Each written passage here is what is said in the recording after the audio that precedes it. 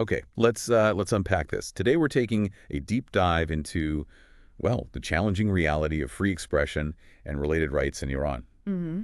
Our source material is a detailed submission to the Universal Periodic Review of the Islamic Republic of Iran.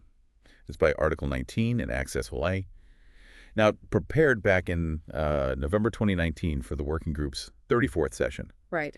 And our mission, basically, to cut through the noise, distill the most important insights from this, pretty comprehensive report. Yeah. We want to help you understand the legal frameworks, the real-world impact, and, well, what it all really means for individuals on the ground in Iran. And what's striking, I think, is how this document pulls together insights from, like, every angle: constitutional law, the penal code, media rules, specific human rights cases. Mm. We'll explore how these different layers sort of interact, hopefully giving you a holistic view of the challenges, the really profound challenges to these fundamental freedoms. Okay, so let's start with a broader assessment. What's the big picture this submission paints?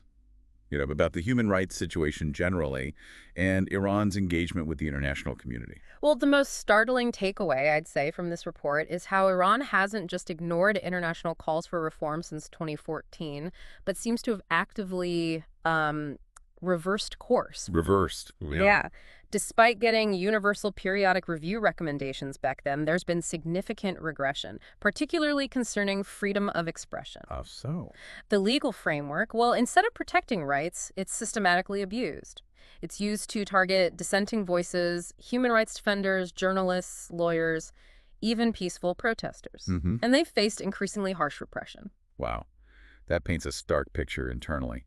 How has Iran then responded when, the international community tries to shine a light on this, Right. specifically through things like the UN special procedures? Are they engaging or pushing back? That's a crucial question. Because while Iran accepted recommendations to cooperate with UN special procedures during its previous UPR, they even issued a standing invitation back in 2002. Okay, so they said they would cooperate. Exactly. But the government has actually blocked any visits from the UN special rapporteurs on human rights in Iran since then. Block them entirely. Entirely. And what's more, they've actively tried to undermine their work, even resorting to character attacks, accusations of bias against individuals like the former special rapporteur Asma Jahangir and the current one, Professor Javed Ermomin. Okay, so not just non-cooperation, but actively working against them. Precisely. So to understand why this regression is happening, maybe we need to peel back the layers of Iran's legal system. Let's start with the Constitution and the Islamic Penal Code itself.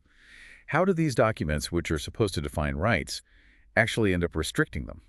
It's a very complex picture. The 1979 Constitution, for instance, it does grant some freedom of expression in Article